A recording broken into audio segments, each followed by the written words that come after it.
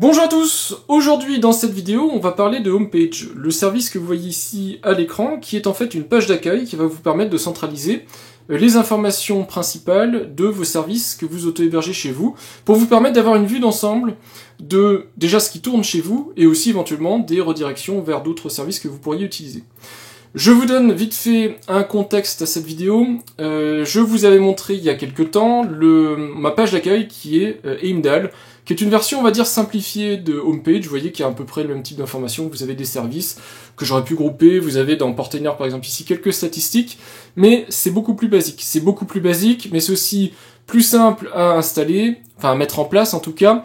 Mais voilà, vous pouvez très vite vous retrouver limité dans les capacités d'un service comme Heimdal, et je voulais vous montrer une alternative. Cette alternative, je l'expérimente personnellement depuis le début de l'année, à la fois sur ce que j'appelle mon Home Lab, qui est mon Intel NUC sur lequel je déploie plein de choses pour tester, mais aussi en production sur mon serveur NAS. Évidemment, cette vidéo fait partie d'un tout, que ce soit donc Heimdal avec un reverse proxy qui est le serveur Nginx Swag, et tous les services que je vais vous montrer dans cette vidéo, Nextcloud et d'autres, tout ça je vous l'ai déjà montré en vidéo, donc forcément, même si la vidéo va être un petit peu longue, parce que je voudrais vous montrer quand même dans le détail comment vous pouvez en arriver à peu près à ce résultat-là, je vais être obligé forcément de faire l'impasse sur pas mal de choses. Donc consultez ma série sur le NAS, consultez ma série sur le Reverse Proxy Swag, et vous aurez les briques manquantes, on va dire, pour ce type de déploiement. Je vous donne un aperçu vite fait de Homepage dans un instant, mais je vous précise une chose, comme la vidéo est longue, vous avez donc en bas ici le chapitrage complet de la vidéo, puis vous aurez évidemment en description les différentes parties. J'ai fait la vidéo au mieux pour qu'elle soit, on va dire, facile d'accès pour tout le monde, mais voilà, pour les gens qui sont un petit peu expérimentés, ce sera peut-être un petit peu trop dans le détail, et pour les gens qui malheureusement se lancent, on va dire, dans du déploiement Docker, des choses comme ça, peut-être que ça n'ira pas assez dans le détail, donc j'ai essayé de faire un compromis. Voilà, j'ai fait au mieux en tout cas avec le temps et les capacités que j'avais. Autre petite chose, ici on est dans ma série de vidéos autour du NAS et de l'auto-hébergement, du déploiement via Docker, etc. C'est une des dernières vidéos que je ferai dans cette thématique-là.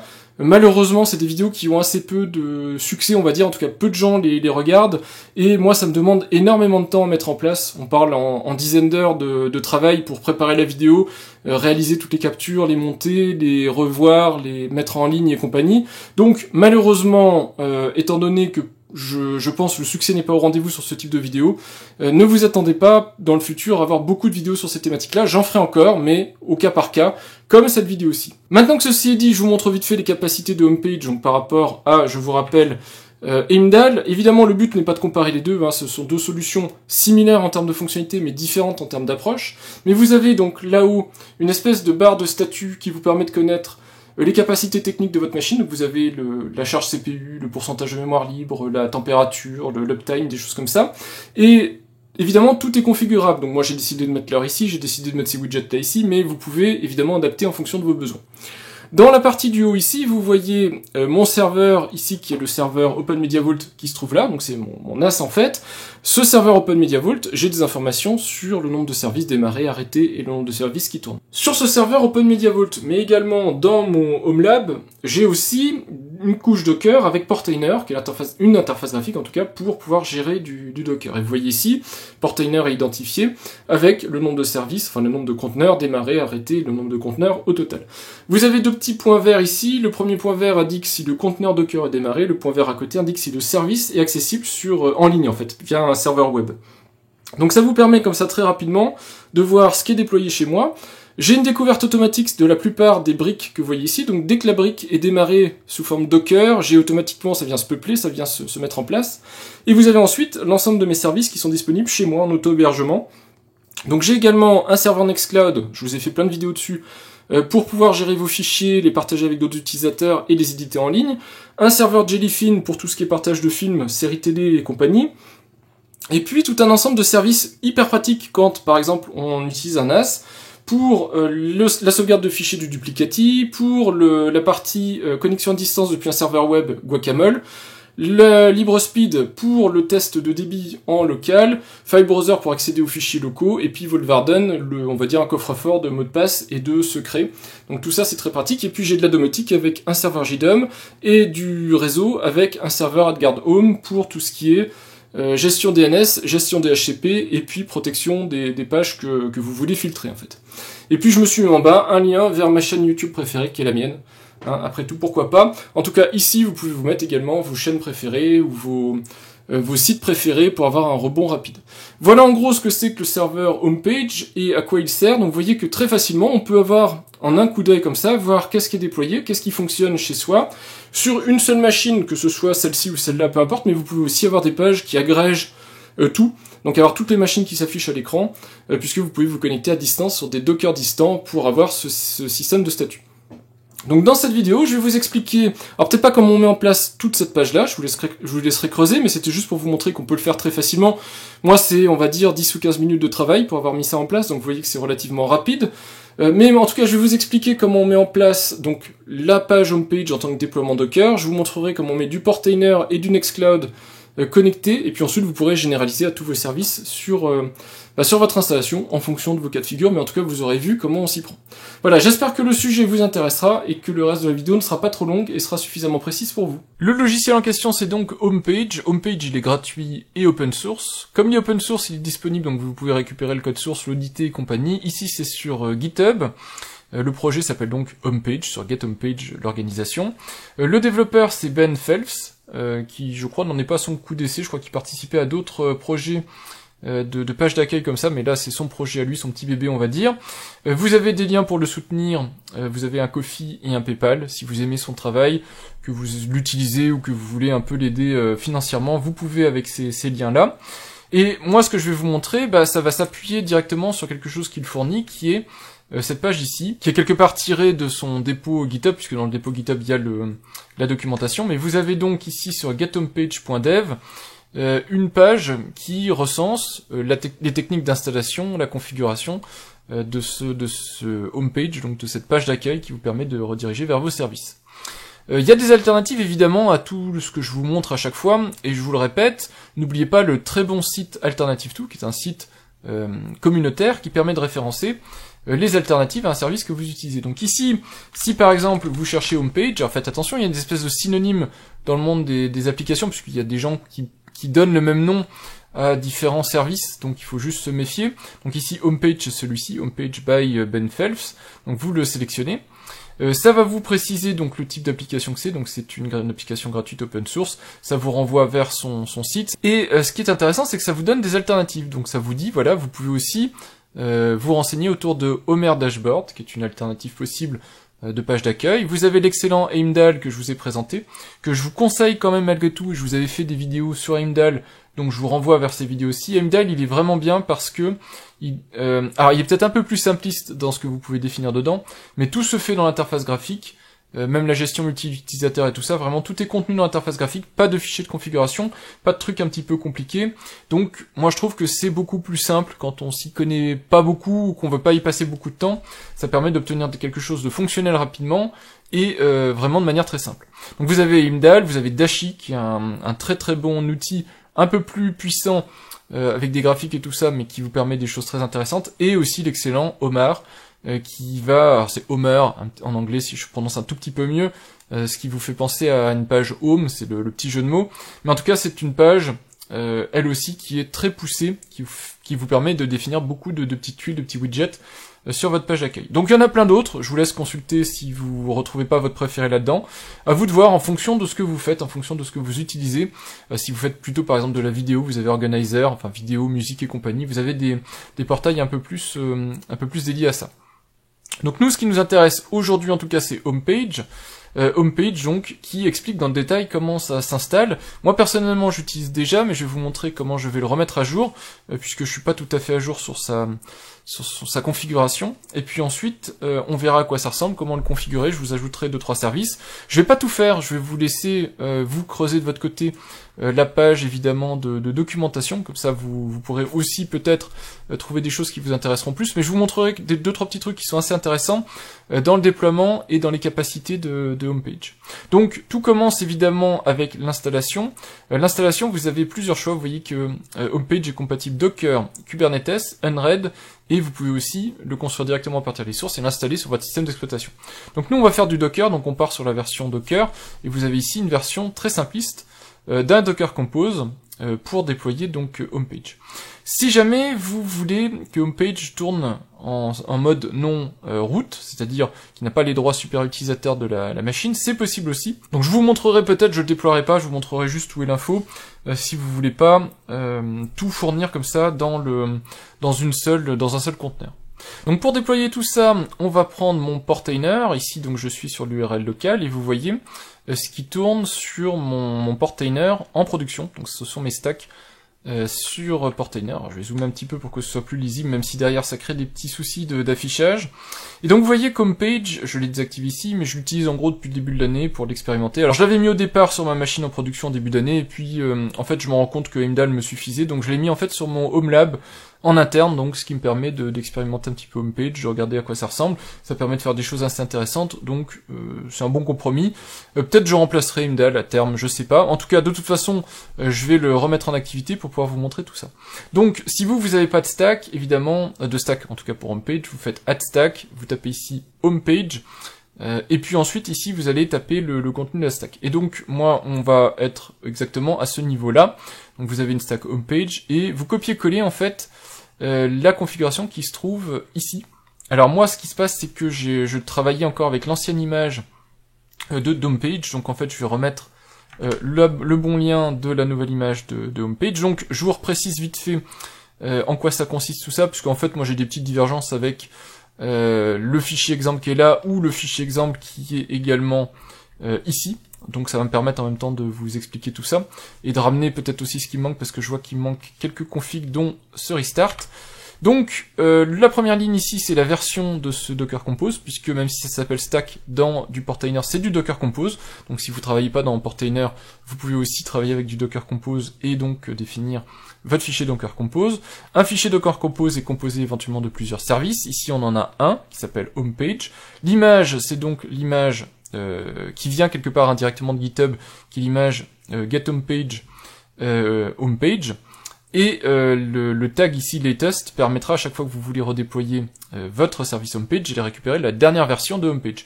Vous pouvez aussi mettre une version en dur si vous voulez pas faire des mises à jour automatiques. Donc normalement quand vous allez dans homepage, vous avez les versions ici par exemple la 0.7.4. Cette version là vous pouvez la mettre en dur ici, ça vous évitera des montées de version automatiques.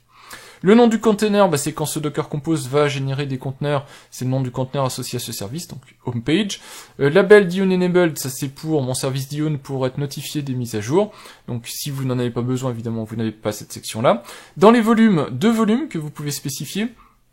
Le second est complètement optionnel, c'est si vous voulez que votre service ait accès au Docker Sock et donc qu'il soit capable de se connecter sur la machine hôte, donc la machine qui fait tourner tout ça, donc Docker et compagnie, donc pour interroger les autres services Docker. Donc ça va permettre de récupérer la liste des conteneurs qui tournent sur la machine, et ça va lui permettre aussi d'identifier des conteneurs, puisque je vais vous montrer vite fait, mais vous pouvez les taguer, ces conteneurs, pour qu'ils créent des tuiles automatiquement.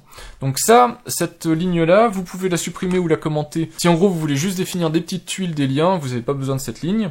Cette ligne-là, c'est la ligne de persistance de la configuration de homepage, on regardera après, mais dans le montage du conteneur, donc app-config, dedans il va y stocker des fichiers widgets, des fichiers dashboard et compagnie, pour pouvoir derrière faire la représentation graphique de tout ça. Et si vous voulez pas qu'à chaque démarrage de conteneur vous perdiez tout, évidemment il faut le stocker quelque part, et moi mon point de montage c'est celui-là, donc srv devdisk appdata homepage config. Donc vous me verrez aller à cet endroit-là pour éditer les fichiers de configuration.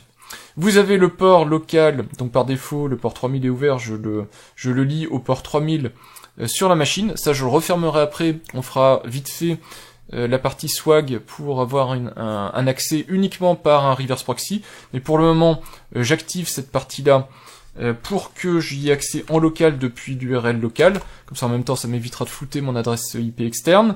Restart unless stop, ça veut dire que si vous explicitement vous n'éteignez pas le conteneur, qu'il crache ou autre, eh bien il va redémarrer tout seul, et sinon si vous faites stop sur le conteneur, il restera stoppé.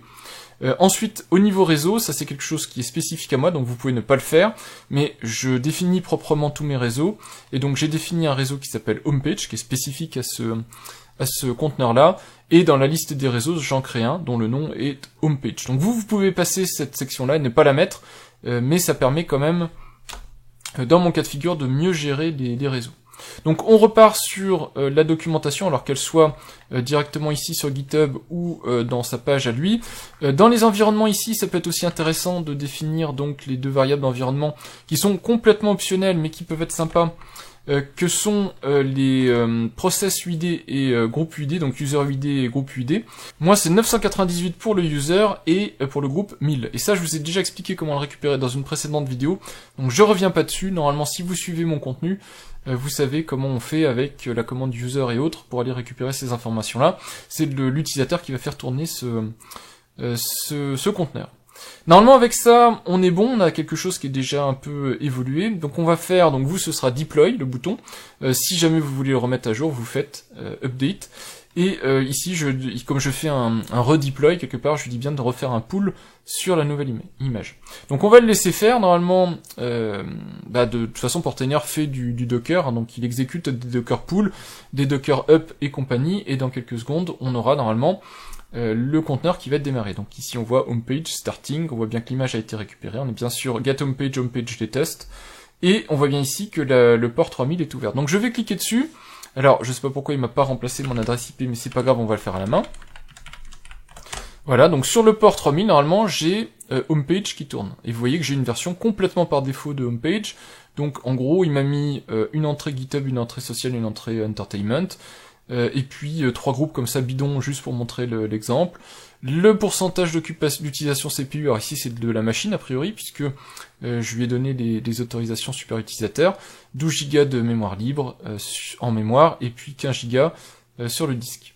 Un moteur de recherche qui est accessible ici, alors que vous pouvez changer si nécessaire, donc vous pouvez taper du texte, ça va vous faire une recherche, et puis en bas la version, une bascule mode sombre, mode clair, et puis ici le petit bouton pour recharger la page, si jamais vous voulez, vous avez fait des modifications par exemple dans les fichiers de configuration pour les recharger.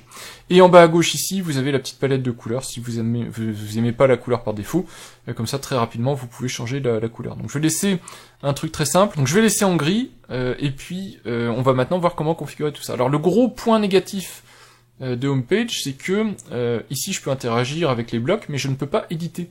C'est-à-dire que je peux fermer les groupes et compagnie, mais je ne peux pas changer ce contenu-là. Pour changer ce contenu, il va falloir que je me connecte sur mon installation. Donc ici, je le fais avec VS Code, et que j'aille dans la partie donc que je vous ai expliqué, donc sur mon point de montage de ma machine, donc c'est SRV, DevDisk et compagnie AppData. J'ai maintenant un répertoire homepage config qui a été créé automatiquement par homepage, qui va contenir donc un Docker YAML qui est la configuration pour accéder à YAML, les services qui sont définis ici, les settings ici, donc si vous avez des réglages quelconques, et tout est documenté, donc on va voir dans la documentation comment on fait, vous les mettez ici, et puis les widgets, si vous avez des widgets en particulier, vous les avez ici. Vous voyez ici qu'on a les ressources, ici, les 3 ressources qui sont là, et on a la partie recherche avec DuckDuckGo, et par défaut vous avez blanc. Donc évidemment, si par exemple ici je documente ça, je le sauve, qu'on retourne ici, vous voyez que hop, ça a disparu. Donc malheureusement, c'est le petit point négatif, on va dire, de homepage, c'est que vous devez passer par de la configuration fichier pour modifier le contenu. Et l'autre truc que je trouve terriblement négatif, mais bon ça, c'est une question d'habitude et de goût, c'est de passer par des fichiers YAML. C'est une tannée vraiment à utiliser du YAML, parce qu'il suffit d'avoir une indentation qui est pas bonne. Si en plus vous n'avez pas de ressources de validation derrière pour vérifier qu'est-ce qui va pas dans votre YAML et que votre fichier YAML est un peu gros, c'est vraiment une galère pour détecter en fait ce qui va pas facilement et efficacement. Un simple fichier JSON aurait été beaucoup plus simple. Bon, il a choisi de faire du YAML, c'est comme ça. Mais en tout cas, vous voyez qu'on peut modifier le fichier de config et que vous avez une recharge manuelle ou automatique pour derrière récupérer le contenu. Donc on va rajouter 2-3 petits trucs. Vous voyez que de toute façon sur mon Portainer j'ai énormément de possibilités. Donc on va rajouter peut-être du Portainer, on va rajouter du Nextcloud, 2-3 trucs. En fait je vais pas tout mettre, tout ce que j'ai là-dessus, mais je vais mettre quelques petits services que vous puissiez voir comment ça fonctionne, et que c'est assez pratique en fait à utiliser. En ce qui concerne Docker, je mets tout de suite le sujet de côté. Nous on s'est mis dans la configuration, alors si j'arrive à retrouver, voilà, socket. Nous on a dit dès le départ, tu vas utiliser ce socket ici, donc tu vas accéder à la ressource de la machine hôte, donc son Docker sock. Donc c'est bon, il a déjà accès à tout, normalement il est en capacité ensuite de faire le nécessaire. Donc il suffit ensuite d'aller dans le Docker YAML et de lui dire bah tu vas utiliser tout simplement Docker Sock. Donc c'est extrêmement simple, c'est pas le plus sécurisant. Je le précise tout de suite pour les gens qui regardent cette vidéo. C'est pas le plus sécurisant, mais c'est le plus facile à mettre en place. Donc vous faites juste my docker socket, voilà, et puis normalement vous redémarrez quand même homepage, donc le conteneur homepage. Alors j'ai pas le bouton restart ici, mais je l'ai là, juste pour qu'il prenne en compte la nouvelle configuration. Il a pu démarrer, on recharge ici la partie homepage, et normalement on est connecté à Docker. Donc ensuite on peut rajouter un widget Docker si on veut vérifier par exemple la liste des conteneurs et voir si on a accès à Docker. Donc ça c'était un premier exemple. Ensuite, moi je vous conseille si vous voulez vraiment pousser côté Docker, faire des intégrations Docker avancées, vous avez des choses très intéressantes, en particulier donc ici dans le Docker Compose, vous pouvez définir un service qui s'appelle un Docker Proxy. Donc pour ça, il faut aller chercher une image en plus. Ce service va avoir accès à Docker, et ensuite, dans les services sur lesquels vous voulez avoir un accès à Docker, vous allez référencer ce service-là. Et c'est ce que fait Homepage. Donc Homepage a une configuration, si je la retrouve voilà, ici, vous voyez Docker Proxy avec un port. Et donc ça permet de créer une indirection avec un conteneur que vous sécurisez un petit peu plus, qui a accès à Docker, et Homepage qui lui directement n'a pas accès à Docker, n'a pas besoin d'être en route et compagnie. Donc ça peut être intéressant, et puis vous avez d'autres variantes où vous pouvez vous connecter en TLS ou en accès HTTP sur Docker. Donc ensuite vous avez la notion de configuration globale. Donc dans la configuration, donc settings, le fichier qui va se trouver ici, là vous pouvez définir plein de choses sur le fonctionnement de votre homepage.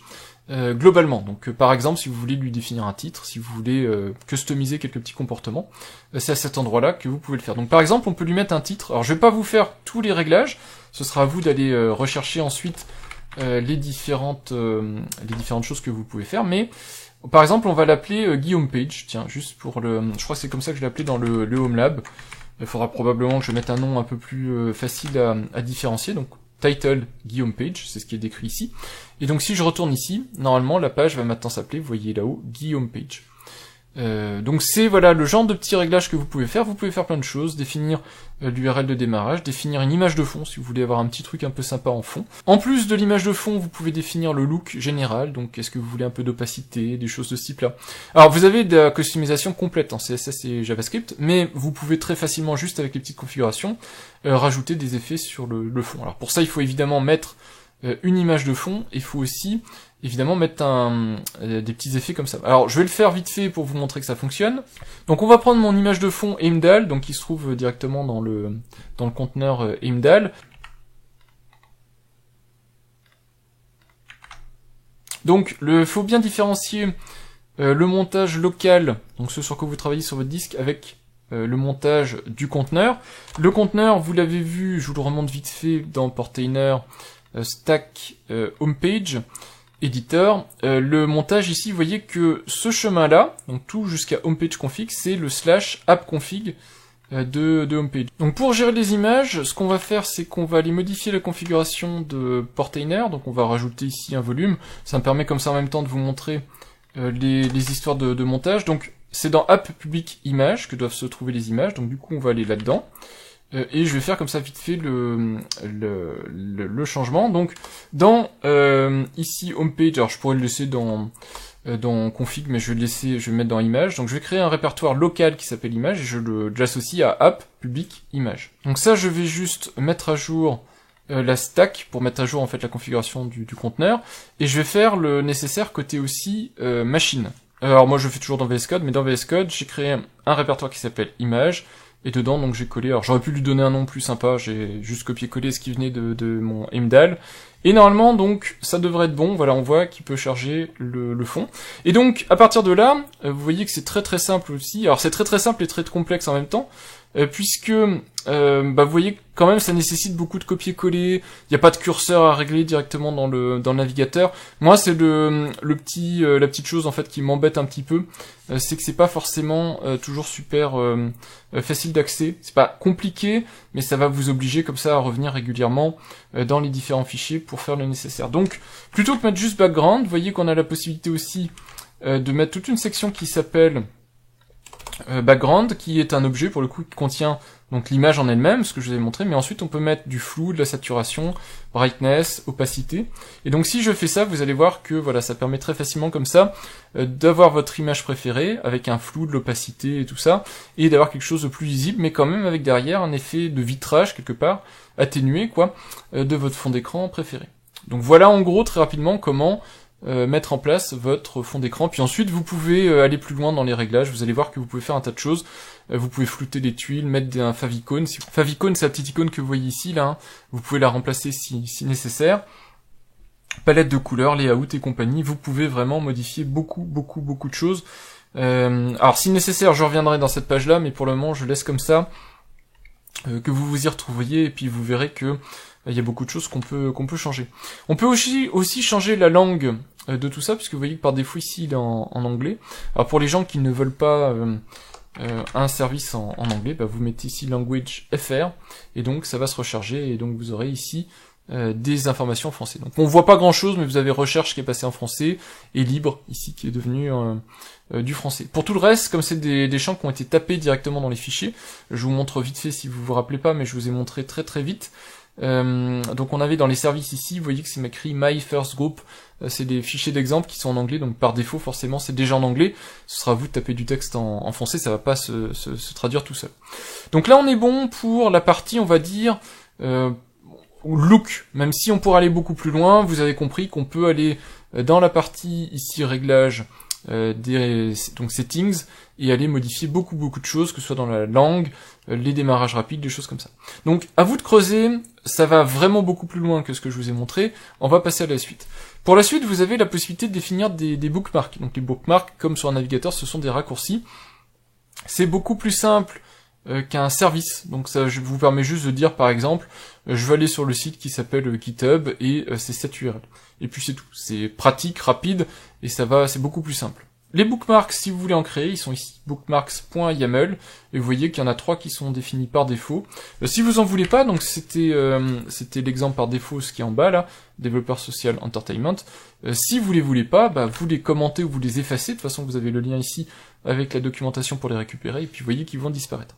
Donc bookmark, très simple, si vous avez votre page d'accueil, si vous avez des pages sur lesquelles vous allez régulièrement, page de recherche Google et autres, vous pouvez les mettre ici, et ça vous permettra d'aller directement sur votre page préférée. Moi je vais faire l'exemple avec ma page YouTube, donc on va aller ici prendre l'URL un peu technique de ma page YouTube, on va décommenter ça, donc vous mettez ici le label, toute lettre que vous voulez voir apparaître, avec des espaces ou pas, donc moi j'ai mis j'ai testé YouTube, l'abréviation, je laissais YT donc YouTube, et puis le lien direct, et vous voyez ici le résultat, vous avez une entrée avec la partie abrégée, là le nom complet, et puis derrière le chemin vers lequel ça va, donc un chemin qui est juste le site racine. Si vous cliquez, hop, ça m'emmène sur ma page YouTube. Donc ça c'est bon, c'est fait. On va maintenant attaquer la partie groupe et services, parce que c'est quand même beaucoup plus intéressant, on peut faire des choses sympas. Donc c'est la section d'après. Donc les services, c'est à la fois une URL, donc un nom, un mot-clé, on va dire, une URL. Vous pouvez en plus spécifier une description, si vous voulez en savoir plus sur le service. Vous pouvez lui rajouter une icône. Des icônes, ça peut être les icônes qui sont incluses directement par homepage, ça peut être des icônes Material Design ou Simple Icon, et là il vous précise bien qu'il suffit de préciser MDI- ou SI- et vous mettez derrière la référence de l'icône. Donc Material Design Icon, il y en a vraiment un paquet, hein. Si vous trouvez pas dedans l'icône qui vous plaît, c'est que vraiment enfin je sais pas comment vous pourriez pas retrouver une icône, au moins une en tout cas qui peut représenter le concept ou l'idée que vous aviez, mais il y a 7300 icônes, plus de 7300 icônes, donc vous devriez pouvoir vous en sortir. Donc s'il y en a une que vous aimez du genre Abacus, vous mettez Material Design, donc ici MDI, et puis sa référence. Donc on se crée le groupe, on va dire, que moi j'appelle service, donc c'est un groupe, hein, ce concept-là. Ensuite ici c'est le service en lui-même, donc je vais l'appeler, par exemple, on va aller sur Portainer, donc je vais mettre Portainer. L'icône de Portainer, alors là on va prendre du Material Design et on va prendre Abacus ici, même si c'est complètement nul. C'est juste pour vous montrer que s'il y a une icône qui vous parle ici, on peut la prendre et l'utiliser. Donc on va prendre MDI- comme je vous ai dit tout à l'heure, vous mettez la clé. Le portail Portainer, il est disponible ici pour moi, donc c'est ce que je vais sélectionner. Donc Portainer avec cette URL là, donc c'est l'URL interne, hein, donc du coup il sera accessible qu'en interne. Et ici je vais l'appeler Portainer. Je sauvegarde, je retourne dans ma home page et on va voir, voilà, on a service, portainer, description, donc c'est portainer, et on a bien le petit logo. Quand je clique, ça m'ouvre bien la page portainer en local. Donc vous voyez très simplement, comme ça, vous pouvez multiplier les services. Je vais le copier 3 fois juste pour la forme, mais pour vous montrer, voilà, vous avez bien la notion de service. 2 groupes ici en haut. Voilà, donc vous pouvez rajouter plusieurs services sous cette forme-là.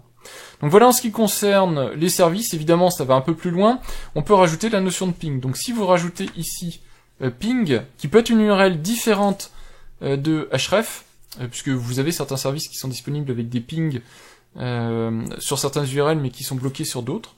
Vous pouvez aussi définir, donc on va revenir sur un cas plus simple, voilà, vous pouvez aussi mettre ping. Donc en ping, moi je vais mettre exactement la même URL, puisque normalement elle est autorisée. Donc hop. Et en fait ce qui va se passer, c'est qu'il va faire un ping sur le site, juste pour vérifier si le site est en vie.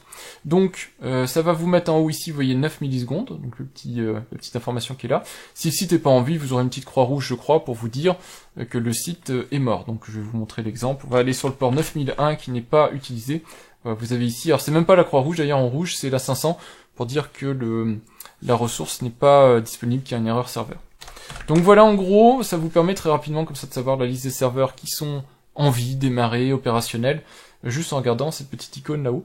Et puis vous avez plein d'autres petites choses que vous pouvez mettre sur la partie service, dont une intégration Docker.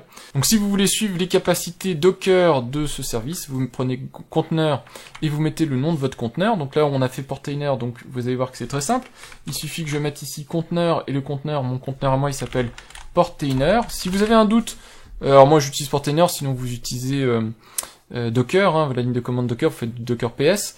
Ici c'est la liste de vos conteneurs, donc c'est ce qu'on cherche. Donc moi j'ai bien un conteneur qui s'appelle portainer ici.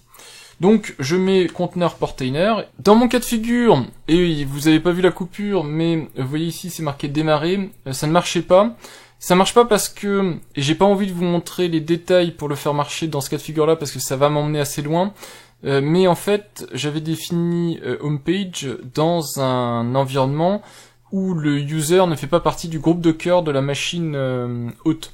Donc, à vous de voir en fonction du user ID, du groupe ID, quoi mettre. Ici, j'ai enlevé, pour moi ce sera temporairement, je sais pas si j'y reviendrai par la suite, mais j'ai enlevé ces deux notions-là, ce qui fait qu'en fait, maintenant, il tourne en mode root, donc super utilisateur quelque part.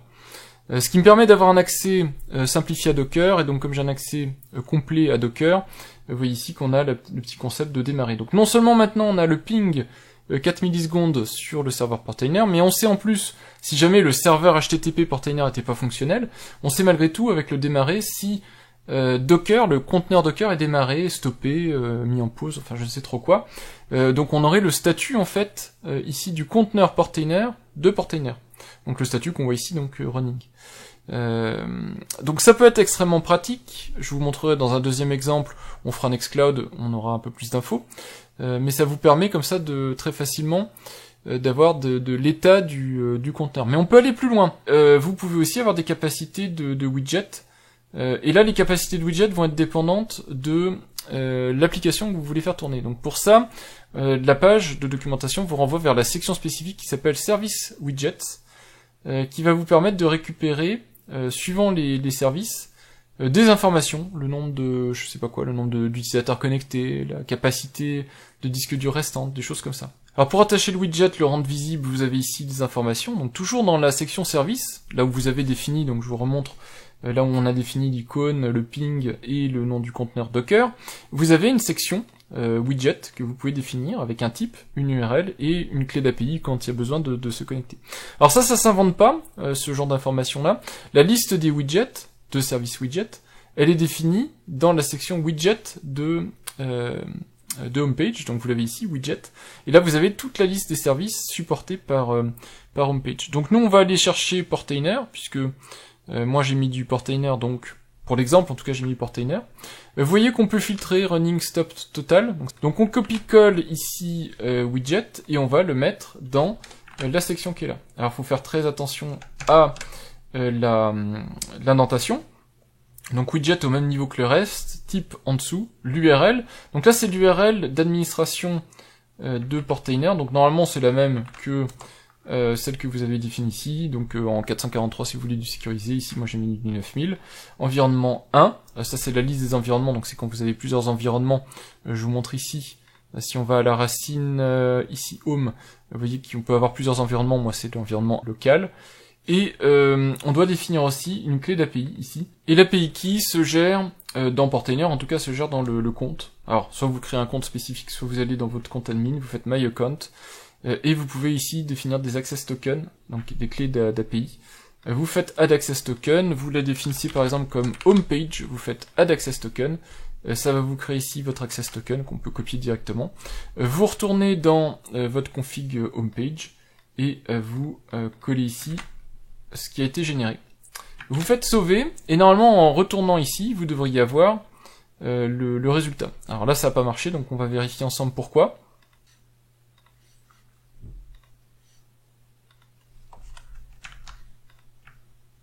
J'ai corrigé le petit souci que vous avez vu. En fait, mon identifiant d'environnement c'était 2. D'ailleurs, je sais pas dans le détail comment on fait pour récupérer son identifiant. C'est pas évident dans l'URL, vous voyez ici le petit 2. Je pense que c'est l'environnement 2. J'ai dû déjà créer un autre environnement que j'avais supprimé, probablement. Je sais pas si 2 c'est l'environnement par défaut. En tout cas, c'est le 2. Et malheureusement, comme on est sur du technique ici, c'est plus compliqué à débugger, donc il faut avoir un petit peu l'habitude d'aller chercher des informations à gauche à droite.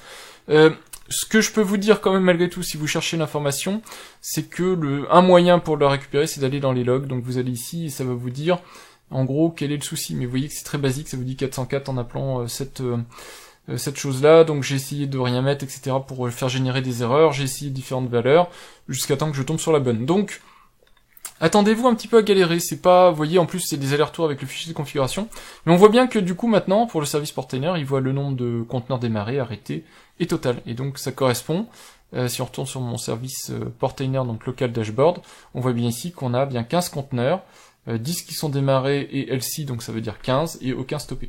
Donc je vais en stopper un juste pour la forme, tiens, je vais stopper celui-là, File Browser, donc on va faire un stop dessus, et on va vérifier. Voilà, on voit bien ici, 1 arrêté, donc c'est parfait, ça me fonctionne très très bien. Voilà, donc vous avez ici la capacité, directement depuis votre page d'accueil, de surveiller un service. Ici, donc on l'a fait avec Portainer. J'en rajoute un deuxième, juste pour la forme, pour vous montrer comment ça fonctionne. Je vais mettre du Nextcloud, et puis ensuite vous aurez vu comment déployer Homepage, et comment ajouter des services, donc je pense que ça sera clair. Donc on y va avec Nextcloud, donc on fait un deuxième service Nextcloud, on va le mettre en dessous. Donc le nom du service c'est Nextcloud. L'icône, alors évidemment je voudrais une icône qui soit un peu plus parlante pour Nextcloud. Je vous rappelle, donc on va aller dans la documentation, on va aller chercher une icône un peu sympa pour Nextcloud. Donc pour ça on va dans configuration service et je vous rappelle que ça vous indique où trouver les icônes. Vous avez ici Dashboard Icons. On va là-dedans, c'est un dépôt GitHub en fait, et vous avez toute une série d'icônes qui sont directement, alors soit en PNG, soit en SVG. Donc, à vous de choisir ce que vous voulez, vous pouvez prendre SVG, PNG, peu importe, c'est en fonction de la capacité de redimensionnement. Mais en tout cas, dans ce dépôt-là, vous pouvez chercher pour votre fichier. Donc nous, on recherche dans ce dépôt, on recherche, j'ai dit Nextcloud, donc on va taper Nextcloud. Et normalement, ça va me sortir les icônes. Donc on a par exemple une Nextcloud SVG qui existe, donc on va utiliser celle-ci. Donc, ici, il vous dit, si vous avez une icône SVG ou PNG, vous pouvez mettre directement le nom. Donc c'est ce qu'on va faire. On va mettre icône ici, Nextcloud SVG, et puis je vais en profiter pour corriger mon icône Portainer, puisque tout à l'heure je vous ai montré comment mettre une icône quelconque. Là je vais vous montrer comment mettre la vraie icône de Portainer. Donc on va dans Portainer, je sais qu'elle est aussi dedans, hein. La voici, Portainer SVG. Donc on va mettre cette icône là aussi. Donc ici, hop, portainer.svg. Il faut que je configure ensuite mes URL d'accès pour Nextcloud et pour le ping de Nextcloud. Donc ça je le fais hors caméra puisque malheureusement ce sont des URL qui sont aussi publiques et donc j'ai pas envie de partager ça directement ici sur cette vidéo. On va juste finir avec le widget de Nextcloud. Donc là de la même manière on a un widget en type Nextcloud, on va avoir une URL à mettre. Pour récupérer donc les informations, c'est exactement comme tout à l'heure. Service widget, c'est la documentation générale de comment on ajoute un widget, mais si vous voulez savoir comment on ajoute le widget de Nextcloud, eh bien on cherche ici Nextcloud en espérant qu'il existe, et vous avez donc la possibilité soit de faire un widget par URL, soit de faire un widget par username, password. Donc à vous de voir en fonction de ce que vous préférez stocker. Donc moi je vais prendre celui-là par exemple, de la même manière ici, dans la partie Nextcloud, hop, je vais coller et m'assurer que tout est bon. Donc en gros il me reste à corriger donc ici le href ping URL pour la partie Nextcloud, plus username password, donc ça je vais les renseigner hors caméra, et ensuite, quand j'ai fini, je sauve le fichier et je vous montre à quoi ça ressemble. Si vous cherchez, je vous montre juste que dans la partie sécurité de Nextcloud, vous pouvez générer des mots de passe d'application, c'est ce mot de passe là que j'ai utilisé pour sécuriser, ça permet de tracer quel est le périphérique, ou quel est l'appareil, ou quel est le service qui a accès à votre Nextcloud. Donc j'ai créé, sur mesure, pour homepage, une entrée, avec nom d'utilisateur mot de passe spécifique homepage. Et donc quand on retourne dans Homepage, donc là il a déjà rafraîchi la page, mais bon, vous voyez que c'est fonctionnel, on a bien une entrée Nextcloud, avec ici des informations sur par exemple le nombre d'utilisateurs connectés sur la plateforme, le nombre de fichiers, le nombre de partages, et donc vous avez comme avant, ça c'est la petite icône ping, donc 97 millisecondes, et puis ici si le service est démarré ou pas démarré. Il reste une dernière chose, vous voyez qu'ici je suis sur une URL interne, je voudrais que ce soit une URL, alors soit interne gérée en local, soit externe, donc que cette page d'accueil soit disponible. Alors je vais pas faire en sorte que ce soit ma page d'accueil par défaut, on va pas aller jusque là, mais au moins que ce soit une page d'accueil possible. Donc on va aller dans Portainer, et dans mon reverse proxy ici, la partie swag, service swag, alors je vous montre pas plus haut parce que j'ai des données personnelles confidentielles, mais je vais pouvoir ici par exemple rajouter le service homepage. Enfin, quand je dis service, c'est le réseau du service homepage. Donc, vous m'avez vu tout à l'heure définir un réseau homepage, bah, c'est pour ça que je le définis. Et pour la partie Ocelia, je vais aussi rajouter homepage pour que j'ai un accès, au moins en interne, à cette page homepage. Ici, je vais aussi lui demander de me gérer le réseau homepage pour que ce réseau soit créé et donc que l'association entre swag et homepage se fasse. Donc ça, j'avais fait une vidéo là-dessus, donc je ne reviens pas, je fais juste update, ça va me créer mon réseau homepage, ça va me l'associer entre swag et Ocelia, et normalement, le réseau homepage, on va le voir ici, il va apparaître ici donc homepage, et si on rentre dedans, on va voir qu'il va y avoir un lien entre homepage, Ocelia et swag, et juste ça. C'est-à-dire que homepage ne verra pas plus que swag Ocelia, et ensuite, il faudra que je rajoute manuellement les autres services auxquels homepage doit avoir accès. Donc ça, c'est une première étape. Je vais ensuite faire en sorte qu'HomePage soit disponible sur Swag. Alors pour ça, je vous rappelle vite fait comment on fait. On va dans Swag ici, on va dans Nginx, ProxyConf. On espère, on croise les doigts pour qu'il y ait HomePage qui soit disponible là-dedans. Et HomePage malheureusement ne l'est pas. Vous voyez qu'il y a Homer, Omar, et Imdal, mais il n'y a pas, malheureusement, il n'y a pas HomePage. Donc c'est pas grave, je vais m'en faire un sur mesure. Donc je prends par exemple Omar, je le renomme, je vais l'appeler évidemment HomePage pour pouvoir m'y retrouver ensuite. Alors c'est dommage, hein, je pense qu'il faudrait que je remonte l'information que malheureusement le fichier de config n'existe pas. Donc on crée un fichier homepage subdomain.conf. Donc ensuite, on définit le nom du serveur. Donc moi c'est homepage étoile, donc ça va être homepage sur mon serveur. On peut activer Ocelia et compagnie, et puis du coup on aura les différentes possibilités. Ici donc c'est sur homepage port 3000, donc on va faire homepage 3000 ici. Et puis on peut configurer de la sécurité si on veut qu'Ocelia rentre en compte. Donc moi j'utilise du Ocelia, donc oui je veux qu'Ocelia soit pris en compte. Donc j'active Ocelia Server et j'active Ocelia Location. Normalement c'est tout en termes de configuration. Donc là ici je l'ai défini disponible en externe. Ça c'est quelque chose qui est spécifique à mon installation, j'en ai jamais parlé, mais vous oubliez, donc ces deux lignes là vous ne les avez pas. Moi c'est pour restreindre les accès au service en fonction si je veux interne-externe, et ça se fait comme ça de manière très facile. Donc quand c'est bon, on retourne dans son conteneur Swag, on redémarre le serveur Swag. Il est redémarré, s'il y avait un souci, de toute façon vous allez dans les logs, moi je vous montre pas les logs parce que j'ai des informations confidentielles, mais vous pouvez aller dans les logs, et donc normalement vous avez toujours ici homepage disponible pour le moment en tout cas sur l'URL interne. Je vais juste vérifier que ça fonctionne aussi sur l'URL externe. Donc vous voyez en haut homepage et puis mon URL interne, je fais se connecter et j'accède bien à ma page homepage, et vous voyez ici j'ai bien les API qui fonctionnent, donc tout est bon. C'est plutôt facile, et c'est sécurisé, puisque Homepage en lui-même n'a pas besoin d'être sécurisé, vu que je viens de le sécuriser avec Ocelia. Donc tout ça, c'est le principe du reverse proxy. J'en ai parlé dans plein de vidéos dédiées, avec toutes les étapes de mise en place, donc je reviens pas dessus. Je vous ai juste montré qu'on peut intégrer Homepage rapidement, comme ça, dans l'environnement Swag Ocelia, pour avoir comme ça sa page d'accueil disponible sur Internet ou en local chez soi. Une dernière chose, pour les gens qui s'y connaissent un petit peu, vous avez remarqué que dans la liste des conteneurs, normalement ici j'ai pas de port publié, mais Homepage, j'ai laissé un port publié. J'ai pas besoin de laisser le port publié de Homepage, puisque maintenant il est derrière mon reverse proxy. Donc je vais retourner ici dans la partie édition, et je vais commenter ces deux lignes-là. Voilà, je redéploie la stack, et normalement vous allez voir qu'en résultat, au niveau du conteneur, je vais plus avoir ici de port publié. C'est-à-dire que le port 3000, il va être uniquement disponible en interne en fait dans le réseau des conteneurs Docker, mais il est plus disponible en externe. Donc vous voyez ici que si je vais sur le port 3000, il n'y a plus rien, ça va me dire site inaccessible. Par contre, sur Homepage disponible derrière mon reverse proxy, lui il est toujours fonctionnel et je peux toujours accéder à mes services. Il nous reste une dernière chose à voir et je suis désolé si la vidéo tire en longueur, mais c'est probablement la fonctionnalité la plus intéressante de Homepage comparée à d'autres services, même si d'autres font des choses un petit peu similaires. En tout cas, c'est très différent de Heimdall.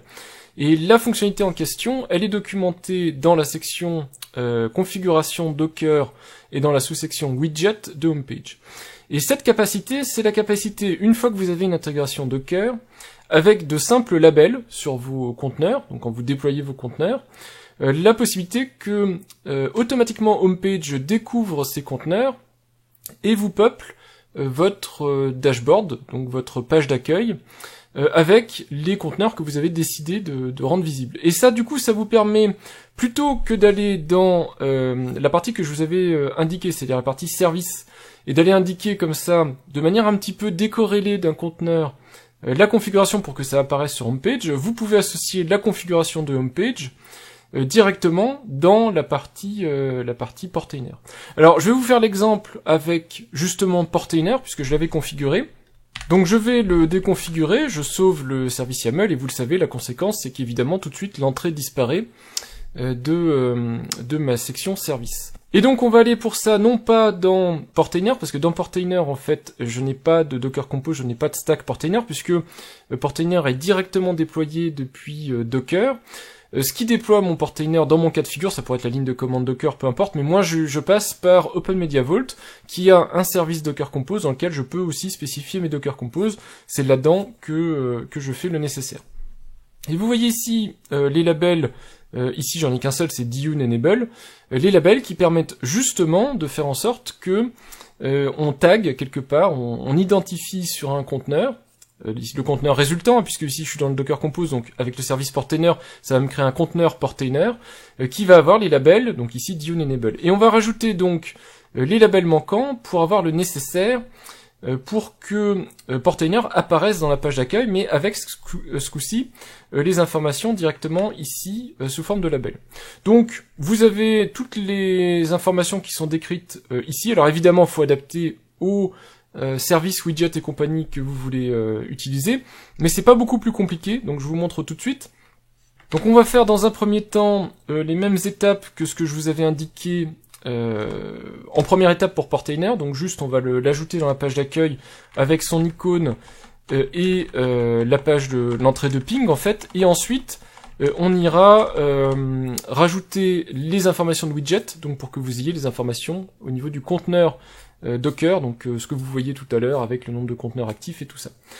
Donc ici on n'invente pas la roue, il suffit de retourner dans ce que vous avez défini ici et vous remettez les mêmes choses. Donc ça commence par homepage, c'est préfixé par homepage point, et ensuite c'est la même arborescence, donc vous avez groupe, name, icon, href et compagnie, donc c'est la même manière de configurer, mais comme c'est obligé d'être mis à plat, vous verrez que la profondeur se fait par les petits points. Donc à chaque fois que vous avez un point, en fait, vous descendez de profondeur. Donc dans le groupe, ici, je vais le mettre dans le groupe qui s'appelle service, puisque je l'avais mis dans le groupe service au départ. Portainer, donc le nom du service en question. L'icône, si vous vous rappelez, on avait trouvé une icône qui était intéressante, qui était l'icône officielle, donc pour Portainer. Et il me reste le href, la description et le ping. Donc le href, c'était cette URL ici qui est mon URL toujours interne. Je vais copier-coller cette ressource, je vais la mettre en tant que ping aussi. Donc on va avoir normalement la fonctionnalité de ping qui va s'activer. Et en description, je peux mettre juste portainer, ça suffira. Je sauvegarde. Alors pour sauvegarder, attention, c'est pas que sauvegarder. Il faut ensuite penser à bien faire le nécessaire pour aller recréer le conteneur. Et donc là ici, le plugin d'OpenMediaVault me l'a fait, mais sinon c'est un Docker Up et compagnie. Et on peut aller vérifier maintenant si mon conteneur portainer porte bien les informations nécessaires, donc les différents labels qui ont été ajoutés. D'ailleurs, vous voyez que je suis obligé de me reloguer, ce qui montre que le conteneur a bien été redémarré, donc a priori, ça devrait être bon. Donc on va aller dans les conteneurs details ici, on va juste vérifier s'il a des labels. Normalement c'est le cas, donc vous voyez ici homepage group, homepage href, homepage icon et compagnie. Et si on va donc dans homepage, normalement, magiquement, vous voyez qu'ici portainer vient d'apparaître. Je n'ai plus donc, vous me croyez sur parole, mais je n'ai plus d'entrée dans ma partie service. C'est bien une découverte à partir du conteneur qui a été donc tagué, labellisé pour pouvoir faire le nécessaire. Et donc comme on a la partie labels, on a aussi la partie widget. Vous voyez que c'est un petit peu plus compliqué la partie widget. Donc on a ici l'information racine, widget, et ensuite de la même manière on a les différents champs, et si vous avez des champs multivalués, donc comme par exemple ici, c'est un widget custom API, donc il y a des champs multivalués, label field et compagnie, vous voyez qu'il faut faire comme ça. Donc vous avez l'exemple, et donc il suffit de faire le pendant côté widget. Donc je copie ici mes informations de widget, on retourne à nouveau dans OpenMediaVault, je fais éditer, je vais coller les informations qui sont ici, et donc on va faire le nécessaire. Donc vous faites ici widget, donc c'est homepage, hein. Donc vous tapez homepage.widget. Et donc là à nouveau c'est parti, on y va, donc on a type égale portainer. Et en fait vous avez juste à recoller à chaque fois les mêmes informations, mais c'est juste le format qui change. Donc si vous avez compris ce qu'on a fait ensemble tout à l'heure, normalement vous ne devriez pas avoir de difficulté pour faire le pendant côté Docker. Et vous voyez que ça commence à prendre tout son intérêt homepage. C'est ce qui me fait l'apprécier par rapport à Heimdal, c'est ce côté pratique quelque part, puisqu'on a quelque part les informations de configuration qui sont associées au conteneur en lui-même ou au Docker Compose. Donc ça permet très rapidement de venir maintenir les choses et de garder quelque chose d'à jour sans avoir besoin de regarder dans plein d'endroits différents. Donc je sauvegarde la configuration, j'ai même pas vérifié si c'était bon, j'espère que tout est bon, je l'avais déjà fait par le passé, donc normalement je crois que c'est ce qu'il faut faire. Bon, de toute façon c'est pas très grave, au pire on vérifiera. Bah voilà, vous voyez ça marche tout de suite. Donc j'ai récupéré en fait le nombre de conteneurs démarré, arrêté, total. Voilà, c'est le même principe exactement que le fichier qui se trouve là, mais c'est beaucoup plus intelligent, puisque je vous l'ai dit, ça va associer le conteneur aux différents tags. Alors il y a juste une petite différence. Si j'arrêtais par exemple mon conteneur portainer, donc on va l'arrêter pour que je puisse vous montrer ce qui se passe. Donc ici j'arrête portainer, donc je fais un docker stop. Donc du coup j'ai plus ici vous le voyez, je n'ai plus de portainer opérationnel. Et bien ici vous voyez que je garde quand même la possibilité d'avoir une entrée. Mais si par hasard vous avez homepage qui s'arrête, normalement vous allez perdre aussi cette entrée-ci. Puisque homepage ne se rappellera plus avoir vu le conteneur portainer. Donc c'est une petite limitation. Je vais migrer Nextcloud et je vais arrêter Nextcloud, comme ça vous verrez, je pourrai vous montrer que ça fonctionne de la même manière. Donc j'ai commenté le service Nextcloud, vous voyez qu'ici dans la section service, d'ailleurs je pourrais même tout commenter puisqu'il reste plus rien en fait dans ce fichier service YAML, et c'est ça qui est très intéressant, c'est qu'au final vous avez les settings qui sont un petit peu globales, quelques widgets si vous voulez adapter votre page globalement, mais c'est tout. Le reste, vous n'avez plus besoin d'y toucher, peut-être bookmark si vous avez 2-3 bookmarks, mais moi j'utilise pas la fonctionnalité, ça peut être pratique si vous voulez des raccourcis. Et ensuite, du coup, tout se fait directement à l'endroit où vous avez l'habitude de maintenir vos Docker Compose. Donc là, je l'ai fait en arrière-plan, vous le voyez ici. Donc si on regarde dans Homepage, vous voyez qu'ici, j'ai plus du tout le service Nextcloud. Il a disparu puisque je l'ai retiré de la partie donc fichier service YAML. Par contre, j'ai commencé à écrire les tags, je vous montre à quoi ça ressemble. Évidemment, j'ai censuré les données qui sont confidentielles, mais href ping, c'est l'URL, alors externe ou interne pour accéder à votre serveur Nextcloud. L'URL ici pour le widget URL, c'est pour l'API d'admin. L'utilisateur de votre API d'admin, dans mon cas, moi c'est admin. Et puis le mot de passe dont je vous expliquais comment on génère pour l'utilisation d'un mot de passe unique pour cet utilisateur. Donc vous remplissez par les vraies valeurs, évidemment. Et ensuite, comme on l'a fait dans la partie OpenMediaVault, ici on le fait dans la partie Portainer, on va redéployer le conteneur et on devrait récupérer une entrée dans HomePage. Donc vous le voyez ici, je fais Update the Stack. Je fais pas donc le pull puisque les images sont déjà à jour, donc j'ai pas besoin d'aller m'embêter à refaire un Docker pull. Vous voyez que le conteneur est démarré et normalement donc il va apparaître automatiquement sur la partie homepage. Donc vous voyez, il est là. Alors après ça, si vous voulez, vous pouvez aussi donner des priorités, puisque vous voyez là, ma partie Nextcloud s'est mise au-dessus de ma partie Portainer. Et si vous voulez, je sais pas, ordonnancer un petit peu tout ça, c'est aussi possible. Vous pouvez donner un ordre. Alors, depuis une version relativement récente de homepage, d'appliquer donc un poids à vos différentes configurations. Donc ça se fait juste au niveau service, vous mettez poids. Et là, on voit ici, par défaut, le poids des services c'est 0. Et ensuite, vous pouvez mettre un poids et on vous explique comment le poids est calculé. Et puis si deux entrées, donc deux services, ont le même poids, ils vont être triés par leur nom. Donc comme ça, vous avez toutes les informations. Donc soit vous mettez un poids qui correspond à un index, donc 1, 2, 3, 4, 5, 6, soit vous mettez des ranges, on va dire 100, 200, 300, si vous voulez vous laisser un petit peu d'espace et pas venir tout redéployer quand vous changez d'avis. Mais en tout cas, en gros, voilà, vous avez juste à mettre des informations de ce type-là. Donc je vous montre comment on s'y prend, c'est très très simple. Pour Portainer, je lui mets le poids 100. Et à nouveau, alors c'est le truc un petit peu contraignant, mais normalement, on modifie pas ça tout le temps, et quand on modifie son conteneur, en général, on le fait au niveau du conteneur, donc ça permet d'ajuster en même temps HomePage. Donc là, normalement, Portainer est redéployé, je lui ai mis donc un poids de 100, et Nextcloud, par défaut, je vous l'ai dit, il a un poids de 0, puisque c'est comme ça que sont calculés les poids par défaut. Donc, et on va aller donc dans Portainer, car démarrer, mais bon, je vous ai sauté l'étape, et dans la partie stack de Nextcloud, je vais aller lui mettre un poids de 200, et comme ça, vous allez voir qu'en redéployant, Nextcloud passera après Portainer. Donc à nouveau, vous me croyez sur parole quand je vous dis que j'ai mis le poids de 200, donc j'ai fait exactement comme pour Portainer, mais je l'ai mis dans la section Nextcloud, mais comme il y a des données, on va dire privées, je vous montre pas. Et donc normalement ici, vous voyez que le tri est bon. Voilà, vous voyez Nextcloud est disponible, c'était juste le temps qu'il démarre, évidemment pendant le moment où il démarre, il n'y a pas d'API de surveillance, donc c'est pour ça que vous avez des erreurs. Mais vous voyez maintenant qu'on a bien Portainer en 1, et Nextcloud en 2. Et puis ensuite, si vous voulez faire des groupes de services avec différents services, moi je vous ai dit, dans mon installation, j'ai énormément de choses, du Duplicati, du FileBrowser, du Guacamole, du Jellyfin, que je vais probablement aussi ajouter, Swag et Vault-Warden. Donc c'est plein de petits trucs comme ça qu'on peut ajouter sur sa page homepage pour la surveiller, pour vérifier que tout va bien.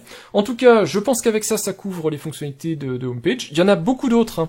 Ici, je vous ai montré ce que je juge être nécessaire de connaître pour attaquer homepage, comme ça vous avez l'essentiel des informations, vous savez à peu près comment fonctionne homepage, et vous l'avez vu fonctionner chez moi, je vous ai montré quelques principes, mais il y a énormément de choses qui sont décrites dans la configuration, et donc c'est à vous ensuite d'aller creuser si vous voulez des petites choses très spécifiques pour adapter à vos homepages, à vous, faire du formatage, ajouter des services qui vous sont propres, et mettre des informations qui vous sont utiles.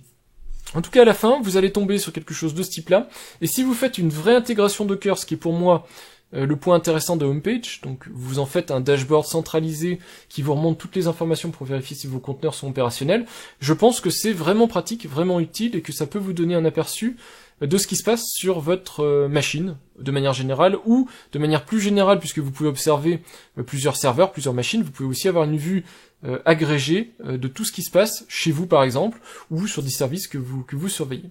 Donc en tout cas c'est assez convaincant en termes de mécanique et en termes de facilité de déploiement à partir du moment où on est intéressé par, je pense, ce principe de label. Si vous voulez faire juste du travail dans des fichiers, c'est un petit peu plus contraignant en fait que du Heimdall. En tout cas moi c'est mon point de vue.